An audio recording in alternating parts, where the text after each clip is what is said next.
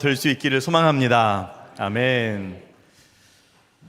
네, 오늘 우리에게 주시는 말씀은 요한복음 20장 19절에서 20절의 말씀입니다. 제가 지난 2주 동안 성경 봉독을 빼먹어서 지금 원고에 딱 적어놨습니다. 성경 봉독. 네, 오늘 확실하게 봉독을 하겠습니다. 요한복음 20장 19절에서 20절의 말씀입니다. 주의 말씀을 봉독합니다. 이날 곧 안식 후 첫날 저녁 때에 제자들이 유대인들을 두려워하여 모인 곳의 문들을 닫았더니 예수께서 오사 가운데 서서 이르시되 너희에게 평강이 있을지어다. 이 말씀을 하시고 손과 옆구리를 보이시니 제자들이 주를 보고 기뻐하더라. 아멘. 할렐루야. 아멘. 우리 지난주에 우리 부활하신 예수 그리스도, 우리 주님의 부활을 함께 선포하면서 이 부활이 주시는 귀한 기쁨과 감사를 누렸습니다. 여러분, 부활하신 주님 지금도 살아 역사하시고 또 성령으로 우리와 함께 하시는 줄 믿으시기를 바랍니다. 우리는 부활의 주님을 계속 선포하면서 나아가야 합니다. 그런데 여러분, 지난 주일에 이제 부활 주일을 기쁘게 잘 마무리하고 그리고 집으로 돌아가셔서 그 다음에가 어떠셨습니까? 일상으로 돌아가신 여러분의 삶이 어떠셨는지. 예수님은 분명히 부활하셨는데 그런데 막상 삶의 현장으로 돌아와 보니 걱정거리는 그대로 남아 있더라는 거죠. 내 건강도 그냥 그렇고 또 나의 연약함도 그대로고 또 앞날에 대한 걱정도 좀처럼 가시지를 않습니다. 그러다 보니까 어떤 생각이 듭니까? 이런 질문이 생기는 거예요. 예수님이 부활하셨는데 그 부활이 오늘의 나와 무슨 상관이냐? 물론 죽으면 천국에 가겠지만 그러나 지금 현재를 살아가는 나에게 주시는 이 부활하신 예수님이 주시는 축복은 도대체 뭘까? 이 고민을 하게 되더라는 겁니다.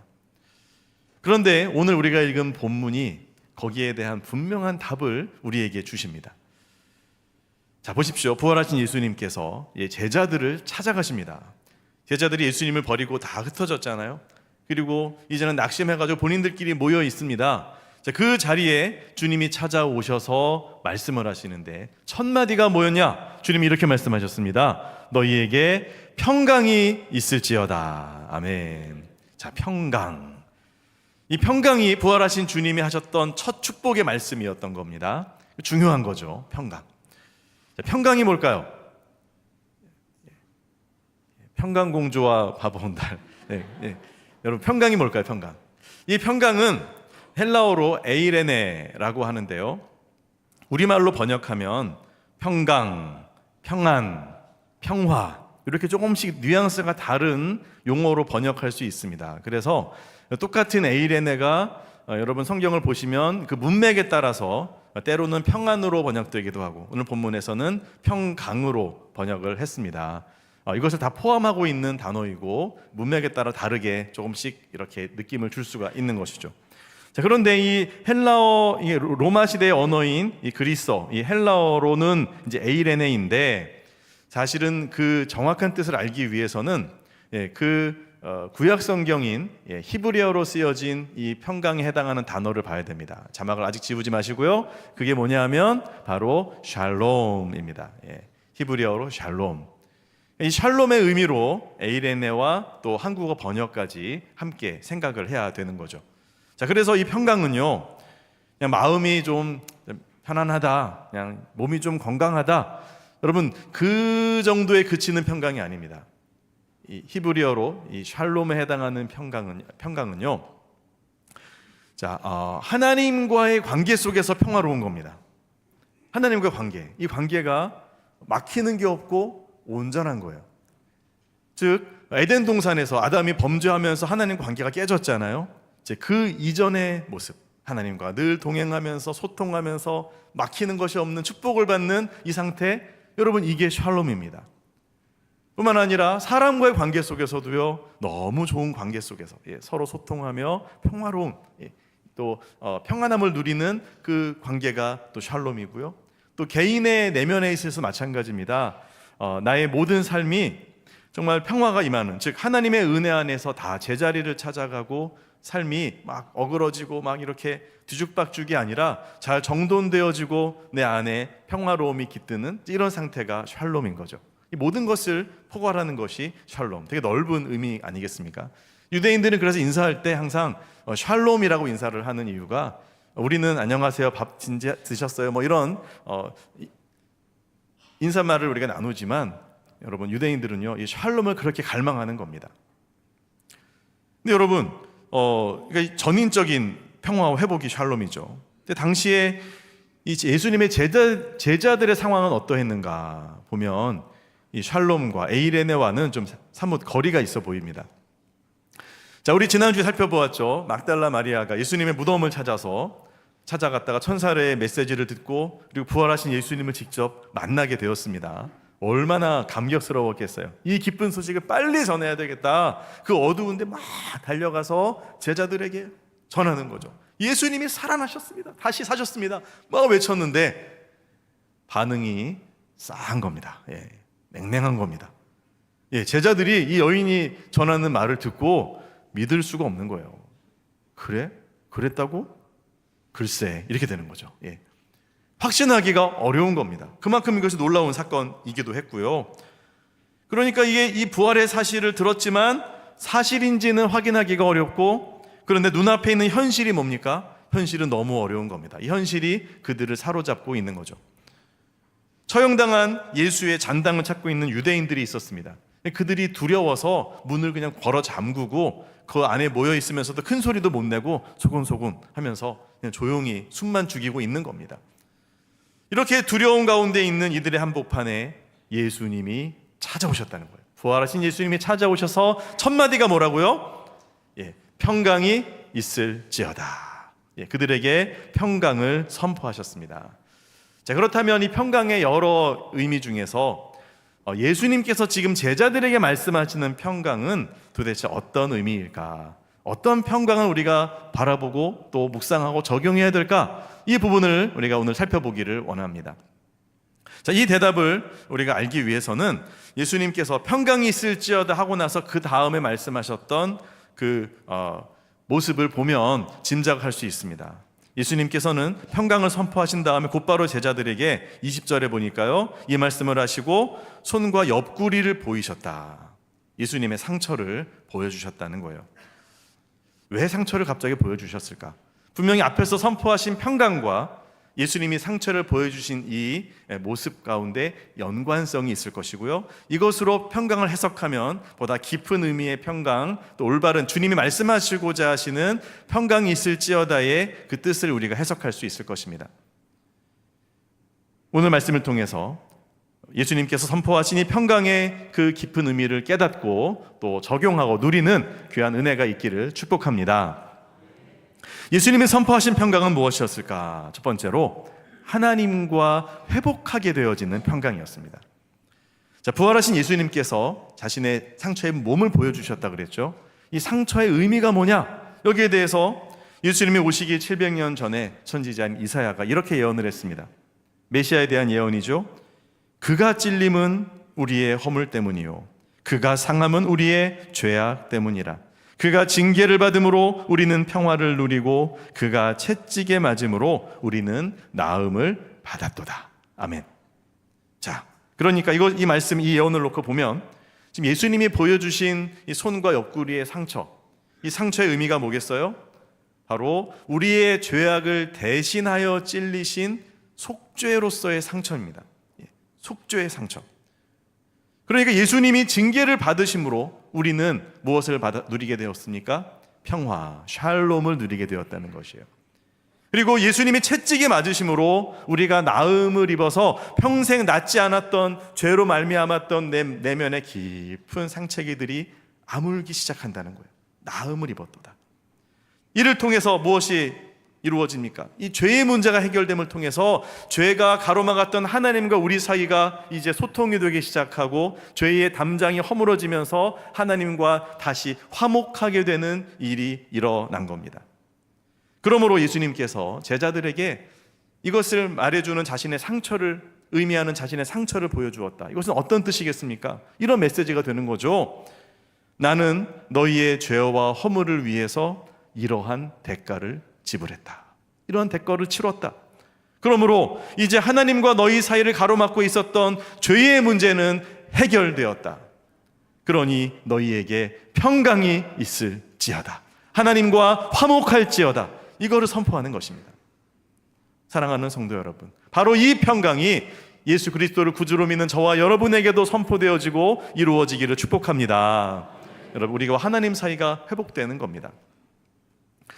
우리는 종종 평강의 근거를 어디에서 찾습니까? 외적인 요소에서 많이 찾죠.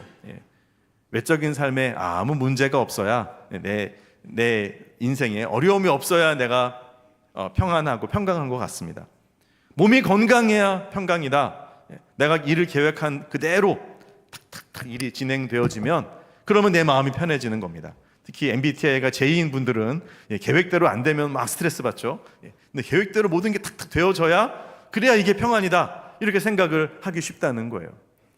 그런데 여러분, 성경이 말하는, 물론 그런 면들이 있죠. 외부 상황이 다 편안하면 내 마음도 편안해질 거예요. 그런데 예수님이 말씀하시는 평강은요, 이거보다 훨씬 더 깊은 의미입니다. 성경이 말씀하시는 평강은 외부 환경이 잘 정리가 되어야만 누릴 수 있는 평강이 아니고요, 오히려 그 평강은 내 안에서 먼저 이루어져야 하는 평강입니다. 무슨 말이냐면, 여러분 보십시오. 하나님과 화목하지 못한 사람이 있어요. 그 마음에 하나님과 단절도 있고 영적으로 막 문제가 있어요. 여러분, 이런 사람은요, 아무리 외적인 조건이 다 좋아도, 좋은 직장 다니고 좋은 차 타고 다니고 뭐 별 문제 없는 가정 속에서 살아가고 있다 할지라도, 조건이 좋아 보여도요, 결국 그 영혼이 평안하지 않는 겁니다. 영혼의 평강이 없는 거예요. 그래서 겉으로 보면 부족함이 없어 보이는데 그 속이 늘 허한 겁니다. 허전한 거예요. 비어 있어요.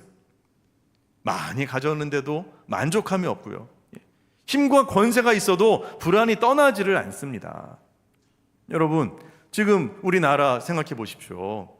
우리나라가 어렵다, 힘들다라고 말하지만 솔직히 말해서 여러분 어렸을 때랑 비교하면 비교가 됩니까? 6, 70년대, 7, 80년대랑 지금 대한민국이 비교가 되냐고요. 아무리 지금 어려워도 그때보다는 낫잖아요.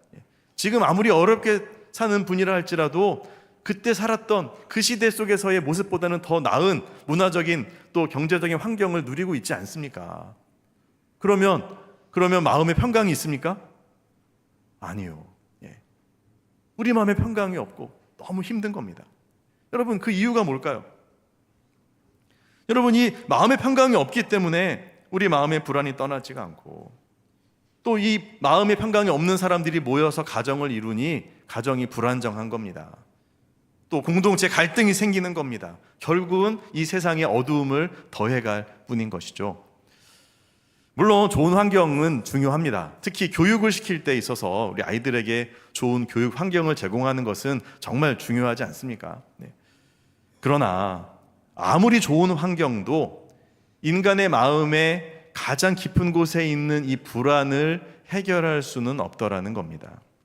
인간의 가장 깊은 문제는요, 외적인 환경 이전에 생명의 하나님과의 연결이 끊어져 있다, 여기에서부터 비롯된 것이기 때문입니다. 하나님을 떠나 살게 되면 사람은 어떻게 됩니까? 자기 잘못은 보이지를 않아요. 나도 잘못이 있지, 완벽하지 않지, 말은 그렇게 하는데 내 잘못은 이만큼이고, 이만큼은 다 남의 탓이고, 그렇게 되는 것이 사람들의 모습입니다. 그것이 사람들의 이 죄성의 모습인 거죠. 객관화를 잘 못 시켜요. 그리고요, 인생의 길을 잃어버립니다. 마치 궤도를 잃어버리고 어둠 속에 떠다니는 별들처럼, 그런 유성들처럼 유리하는 인생, 허무한 인생, 목적과 방향이 없는 인생으로 살게 되는 겁니다. 여러분, 그러므로 이 에덴 동산에서 깨어진 하나님과의 관계가 회복이 돼야 돼요. 그래야 내가 누구인지, 내가 왜 존재하는지, 내가 얼마나 존귀한 사람인지 이것을 알게 되는 겁니다. 그런데 우리와 하나님 사이를 가로막았던 이 죄의 문제를 예수님께서 십자가에서 해결하셨습니다. 십자가를 통해 이루어진 그 죄사함, 내가 너의 죄를 다 해결했다. 또 하나님과 깨어졌던 관계가 다시 회복되어서 화목되어질 때 우리 영혼이 누리는 그 평안함, 여러분 이것이야말로 주님께서 선포하신 첫 번째로 축복하신 바로 그 평강인 것이죠. 여러분, 우리의 주인이신, 우리 영혼의 주인이신 하나님과 우리와의 관계가 회복이 되면요, 우리에게 이러한 평강이 찾아오는 거예요. 그리고 그 평강이 내 안에 채워지면, 내 마음에 천국이 임하면, 그러면 어떻게 됩니까? 이 평강이 흘러 차고 넘치게 되죠. 그렇게 될 때, 이 평강이 나로부터 흘러가게 될 때 내가 속한 가정이 평강이 넘치고 평안해지고 내가 속한 공동체가 조화로운 방향으로 나아가게 되는 겁니다. 여러분, 제도를 만들고 틀에다가 막 끼워 넣으면 겉모습은 평안할지 모르지만 그러나 내면은 다 이 어둠 속에서 헤맬 수밖에 없는 겁니다. 본질, 바로 우리의 중심에서부터 하나님과 관계 회복, 이 평강을 위해서 예수님께서 부활하시고 또한 이것을 선포하시는 겁니다. 그리고 이 회복이 이루어졌다라고 하는 증거가 뭐냐? 하나님과의 관계가 회복됐다는 증거가 뭐냐? 바로 예수님의 몸의 상처인 거예요. 여러분, 예수님이 부활하시고 나서 이 상처를 좀 지우면 되지 않겠습니까? 하나님의 능력이 그거 못하겠어요? 죽은 사람도 살리셨는데, 그럼 상처도 깨끗하게 없어진 그런 몸으로 나타나시면 좋았을 텐데 예수님은 그렇게 안 하셨습니다. 손과 옆구리의 상처를 그대로 지니신 채 영원히 이 상처를 내 몸의 흔적으로 가지고 있겠다. 왜 그렇습니까? 그 몸의 상처가 우리의 속죄가 완성되었음을 증언하는 그 은혜의 표지이기 때문이죠. 증거입니다. 여러분, 우리 인생의 마지막 날 우리가 이 땅을 떠나고 또 모든 인생이 이제 마지막 심판을 받을 때, 최후 심판 때 앞에 서게 되었을 때 어떤 일이 벌어집니까? 평생 살면서 지었던 그 죄들이, 평생 누적된 그 죄와 허물들이 한 번에 청구서가 날아옵니다. 그 엄청난 죄들이 일일이 기소가 되어지고 재판의 시간이 다가오는 것입니다. 여러분, 그때에 우리 예수님께서 어떻게 하십니까? 그 모든 그 기소 앞에 딱 막아서서 자신의 몸의 상처를 보이시면서 선포하시는 겁니다. 이 사람의 죄값을 내가 다 치루었다. 이 사람은 용서받았다. 이 상처가 그 증거다 하면서 주님께서 그 상처를 보여주시는 거죠. 그러니 이제 심판은 이루어지지 않을 거다. 왜? 이미 죄가 다 용서되었으니까. 여러분, 예수님을 구주로 영접하고 죄사함을 받은 성도들은요, 사망에서 생명으로 옮겨지고 심판을 받지 않는다는 것을 여러분 믿으시기를 바랍니다. 성경은 분명하게 그렇게 말씀하십니다. 심판에 이르지 아니하나니. 그 근거가 뭐냐? 주님의 몸의 상처인 거예요. 그러면서 우리에게 주님이 선포하시는 겁니다. 너희에게 평강이 있을지어다. 아멘.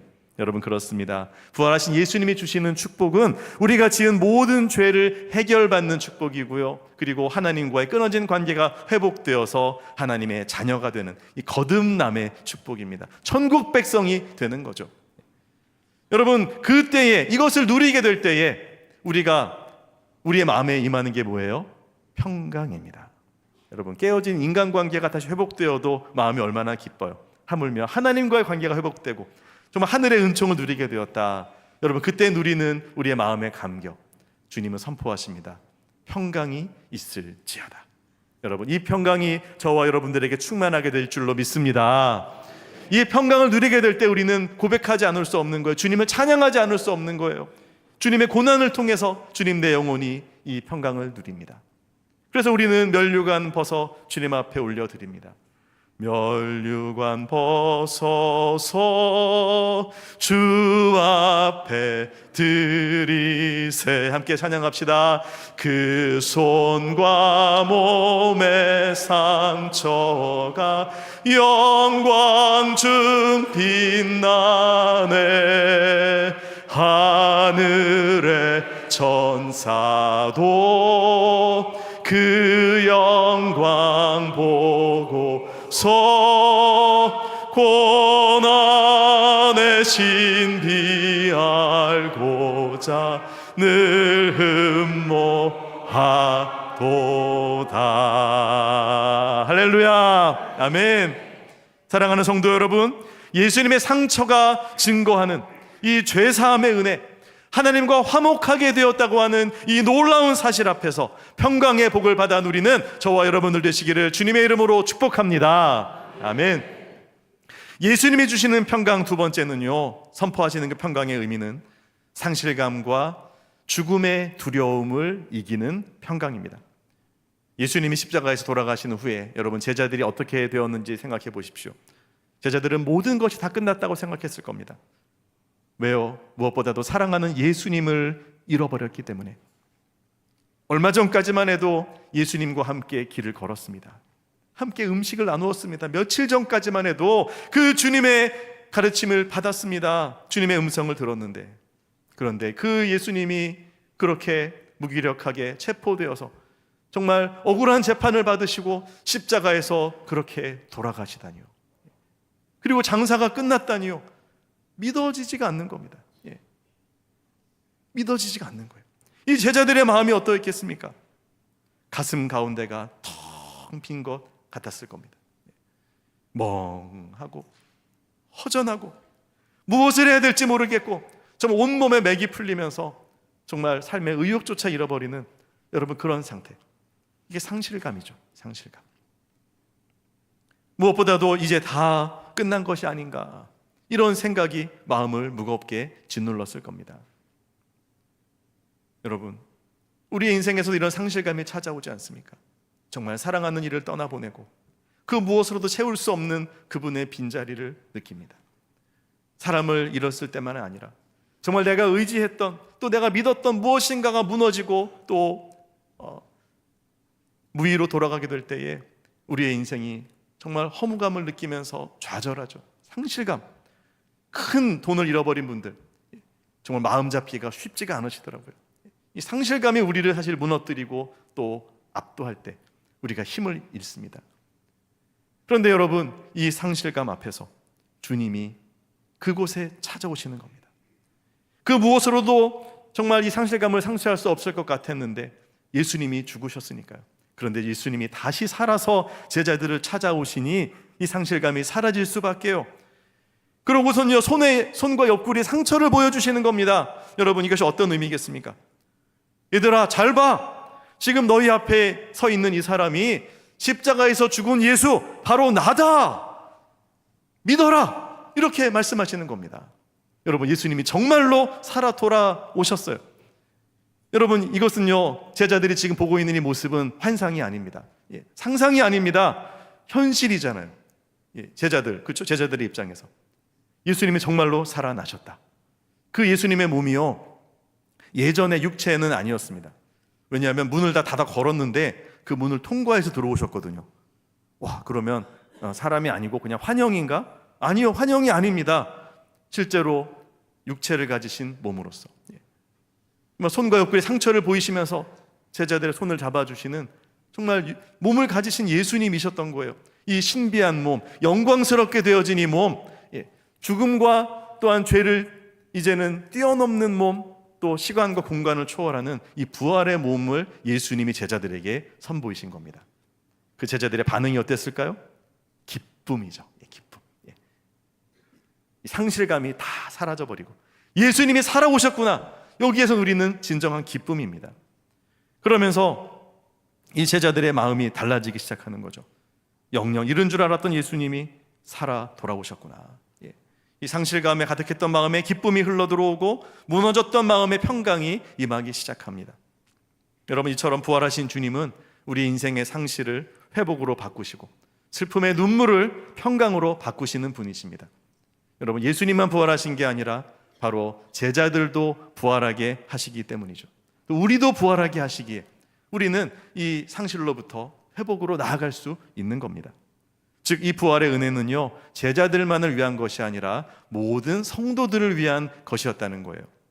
이 사실을 사도 바울은 데살로니가전서 4장에서 사랑하는 이들을 먼저 떠나보내고 슬퍼하던 그 성도들을 위해서 이렇게 권면합니다. 형제들아, 자는 자들에 관하여는 너희가 알지 못함을 우리가 원하지 아니하노니 이 자는 자라고 비유된 것은 성도들의 별세를 의미합니다. 그들에 대해서 너희가 알기에 원한다는 거예요. 무엇을요? 이는 소망 없는 다른 이와 같이 슬퍼하지 않게 하려 함이라. 여러분, 사랑하는 이가 세상을 떠나면 슬퍼하는 것은 당연합니다. 우리 그리스도인들로 눈물을 당연히 흘립니다. 슬프죠. 그런데 그 슬픔이 소망이 없는 슬픔이 되지 않기를 바란다는 거예요. 어떤 소망입니까? 그 다음에 이어지죠. 우리가 예수께서 죽으셨다가 다시 살아나심을 믿을진대, 부활을 믿는다면 이것도 믿어야 된다는 거예요. 이와 같이 예수 안에서 자는 자들도 하나님이 그와 함께 데리고 오시리라. 아멘. 그 예수님이 재림하실 때 예수님과 함께 누구도요?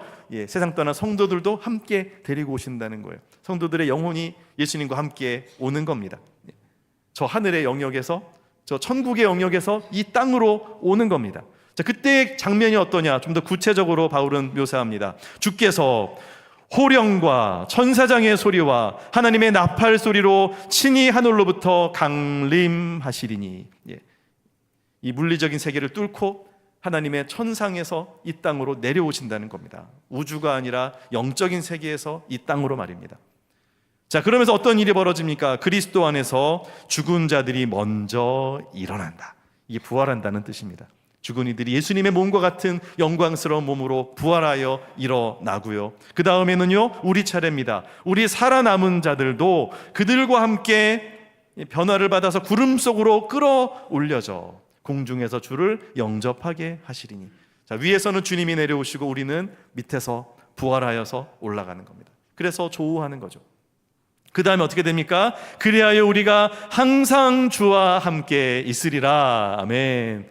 그때부터 천국 잔치가 벌어지는 겁니다. 영원히 주님과 함께하며 죽음이 없는, 고통이 없는 영원한 그 천국의 영광 가운데 거하는 이 삶이 우리에게 약속되어져 있습니다.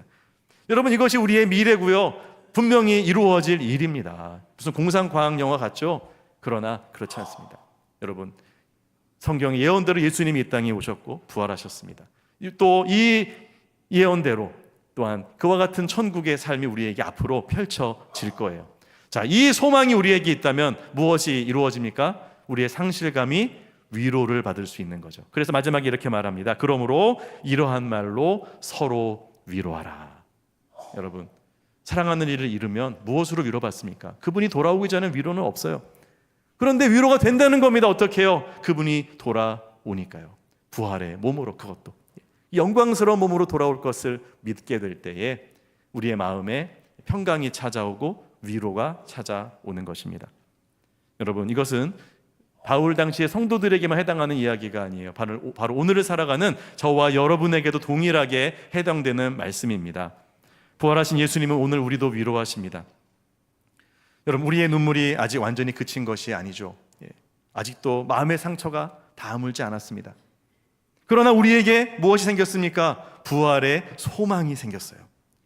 그러므로 부활의 아침에 주님이 이루실 이 완전한 회복, 이 완전한 위로를 우리가 확신하게 된다면 우리는 이 땅을 살아가면서도요, 그 상처만 끌어안고 살지 않을 수 있습니다. 왜요? 그 날이 올 거니까. 이 날이, 이것이 사실이니까. 이 부활을 확신하게 될 때 우리의 마음에 무엇이 찾아옵니까? 평강이 찾아오는 겁니다. 상실감으로부터의 극복이고 회복인 것이죠. 바라기는 이 회복이, 이 소망이 저와 여러분들에게 충만하기를 바랍니다. 그런데 여러분, 제자들에게 이 상실감만 있었던 게 아니고 뭐도 있었냐면요, 이 상실감 속에서의 어떤 두려움도 있었어요. 어떤 두려움이냐면 죽음에 대한 두려움입니다. 보세요, 스승이신 예수님도 그렇게 잡혀가지고 십자가에서 죽으셨잖아요. 그러면 그 제자들은 뭐 말할 게 있겠습니까? 그 제자들에게 또 시시각각 지금 포위의 수사의 이 범위가 점점 좁혀오는 이 느낌이 들 때 제자들의 마음이 얼마나 이렇게 쪼그라들었는지 몰라요. 죽음이 두려운 거죠. 그래서 문을 닫고 안에 있는데도 이 공간 안에, 이 안은 그래도 안전하잖아요. 이 안에 있으니까. 그런데도요, 이 안에 상실감이 가득하고 죽음의 공포가 가득했더라는 거예요. 그런데 여러분, 예수님이 어디로 오신 거예요? 이 죽음의 공포가 가득한 그 한 복판에 오신 겁니다. 오셔서 평강을 선포하시는 거죠. 그리고 자신의 몸에 상처를 보여주십니다. 내가 이렇게 진짜로 살아났다. 자, 이 예수님을 본 제자들의 마음이 어떻게 바뀌었겠어요? 깨닫는 거죠. 야, 예수님이 부활을 그전에도 몇 번 말씀하셨는데 그게 사실이었구나. 죽는 것으로 끝나는 게 아니었구나. 그러면 예수님을 따라가는 우리들도 예수님처럼 당연히 부활하겠구나. 여기까지 생각이 도달하게 되니까 그제서야 죽음에 대한 두려움이 사그러지는 겁니다. 평강이 임하게 되는 거죠. 이제껏 제일 무서웠던 건, 제일 크게 여겨졌던 게 이 죽음의 두려움이었는데, 죽음이었는데 이제 보니까요, 죽음보다 더 큰 게 있는 겁니다. 그게 바로 그리스도의 부활입니다. 이 부활을 확신하게 되었을 때 두려움보다 평강이 더 커지게 된 겁니다. 그렇다고 해서 이후의 삶에 아무런 고난도 없고 어려움도 없었다, 그런 말은 아니에요. 제자들도 어려운 삶을 이후에도 살아갔지만, 핍박도 있었지만, 분명한 것은 뭡니까? 부활하신 예수님을 본 뒤에 제자들의 마음의 평강의 크기가 이 죽음의 두려움보다 더 커진 겁니다. 그래서 이 두려움을 이기게 되고요, 그들에게 성령의 충만함이 임하면서 이것이 더 온전해져 가지고요, 이제는 그 문을 박차고 나가서 복음을 전하는 사람들이 될 수 있었습니다. 그게 그냥 되는 게 아닙니다. 여러분, 내 안에 이 평강이 임할 때 가능한 거죠. 우리는 날마다 그런 평강을 누릴 수 있습니다. 그래서 사도 바울은 이렇게 고백합니다. 고린도후서 4장 16절인데요. 우리 함께 읽겠습니다. 시작. 그러므로 우리가 낙심하지 아니하노니 우리의 겉사람은 낡아지나 우리의 속사람은 날로 새로워지도다. 아멘. 여러분, 세월이 흐르면 사람들이 나이가 들어가지 젊어지는 사람은 없죠. 점점 나이가 들어가고 거울을 보면 너무 낯설고, 주름이 또 하나 늘었네, 보톡스라도 맞아야 되나, 고민이 막 이만저만이 아닙니다. 근데 여러분, 우리 겉사람은 낡아져요. 어쩔 수 없어요, 그거는. 그런데 우리 속사람만큼은 어떻다고요? 날마다 새로워지도다. 어떻게 해요? 어떻게 새로워질 수 있습니까? 우리의 시선이 하나님이 주실 부활, 그 영원함을 바라보고 있으니까 내 속사람이 새로워지는 거예요. 내 안에 또 성령께서 역사하시니까 새로워지는 거예요. 여러분, 날마다 거울을 볼 때마다 여러분의 겉모습 말고요, 그 거울 속에 있는 여러분의 눈을 보시면서 그 눈 속에 여러분의 영혼의 새로워짐을 느끼는 은혜가 있기를 축복합니다. 거울을 보면서 아이고, 오늘도 내가 더 새로워졌네, 오늘도 내가 더 성령으로 충만해졌네, 여러분 이렇게 고백하셔야지. 거울을 보면서 아이고, 내 인생이야, 이제 다 됐네, 아이고, 나 젊을 때 괜찮았는데 참 세월이 야속하네, 여러분 이렇게 해가지고 되겠습니까? 주님이 말씀하시잖아요. 주님이 그 자리에 딱 오시는 거예요. 그래서 뭐라고 말씀하세요? 너희에게 평강이 있을지어다. 내 마음에 하나님의 천국이 임할지어다. 여러분, 죽음의 두려움까지도 이기게 하는 것이 이 주님의 부활의 평강입니다. 자, 그래서 우리가 무엇을 봐야 되냐? 고린도후서 4장 18절입니다. 함께 읽겠습니다. 우리가 주목하는 것은 보이는 것이 아니요 보이지 않는 것이니 보이는 것은 잠깐이요 보이지 않는 것은 영원함이라. 아멘. 여러분, 우리는 무엇을 주목하고 있습니까? 눈에 보이는 것만 주목하고 있지 않나요? 보이는 것은요, 다 시간 지나면 다 낡아지고요, 다 옛날 것이 돼버립니다. 아무리 좋은 차, 새 차를 사도요, 10년만 지나 보십시오, 10년 된 차밖에 안 됩니다. 근데 여러분, 우리가 보는 것이 영원함을 보고 있고 부활을 보고 있으면요, 우리는 그 부활의 능력으로 날마다 새로워지는 이 하늘에 잇대어 살아가는 능력의 삶을 살아갈 수 있게 됩니다. 저는 우리 성도들이 오래 믿음 생활하고 이제 연세가 들어가고 또 이제 몸이 아파지고 이런 모습들을 뵈면서 이렇게 둘로 나뉘는 것 같아요. 어떤 성도님들은 그렇게 몸이 약해지면서 천국을 더 사모하고 그 믿음이 더 온전해지고 정말 하나님을 더 의지하는 성도들이 생겨요.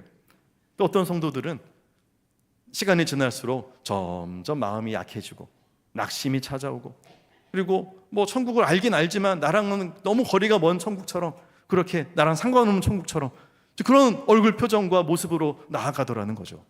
여러분, 이것은 정말로 심각한 차이입니다. 그 안에 이 그리스도의 평강이 임했느냐 임하지 않았느냐의 차이예요. 이 두 분 다 똑같이 구원받았을 거예요. 세례도 받으셨으니까요. 그런데 이 평강을 누리는 사람이 있고 누리지 못하고 힘겹게 살아가는 분이 있는 것입니다. 여러분, 어느 쪽에 서시겠습니까? 여러분, 우리의 안에도 상실의 아픔이 있고 죽음 앞에서 우리도 역시 떨릴 수밖에 없어요. 하지만 부활의 주님이 그곳에 오셔서 선포하시는 그 음성을 듣게 된다면 달라지지 않겠습니까? 사랑하는 내 아들아, 내 딸아, 내가 이렇게 영원히 살아있으니 절망하지 말지어다. 내 안에 부활의 소망이 있으니 내 안에 거하라. 그러므로 너희에게 평강이 있을지어다. 내 안에 거하는 너희에게 평강이 있을지어다. 여러분, 주님의 평강, 이 평강을 우리가 받아 누리는 은혜가 있기를 바랍니다. 여러분, 주님은 찾아오십니다. 우리가 홀로 외로이 있는 그 자리, 절망의 자리에 부활의 주님이 찾아오셔서 평강을 선포하십니다. 여러분, 공부할 때 너무 힘드시죠? 지쳐있는 그 자리에 주님이 오셔서 평강할지어다 라고 선포하십니다. 여러분, 일터에서 전쟁과 같은 그 내일을 알 수 없는 그 긴장감 속에 부활의 주님이 찾아오셔서 평강할지어다, 하나님의 나라가 여기에 임할지어다 주님께서 선포하십니다. 그러면서 손과 발의 상처를, 옆구리의 상처를 보이시는 겁니다. 여러분, 이 회복이 이루어졌고 이 두려움이 극복되었고 주님의 통치는 이미 시작된 줄 믿으시기를 바랍니다. 여러분, 같은 상황 속에 우리는 다 있어요. 그런데요, 이 평강을 보면서, 이 영원함을 보면서 승리하는 성도가 있는가 하면 현실만 보면서 뒷걸음질 치는 성도도 있을 수 있습니다. 우리는 선택해야 됩니다. 우리를 찾아오시는 주님, 두려움보다 더 크신 주님, 상실보다 더 큰 부활의 능력을 붙드시기를 바랍니다. 말씀을 정리합니다. 사랑하는 성도 여러분, 우리의 모든 삶 속에 하나님이 주시는 이 진정한 평안과 평화가 가득하기를 소망합니다. 찾아오시는 그 주님을 우리의 마음에 영접하시고 우리의 삶에 모셔드림으로 말미암아 삶 속에 은혜와 기쁨이 충만한 여러분과 여러분의 가정, 우리의 교회 모든 공동체가 되시기를 예수님의 이름으로 축원합니다. 아멘.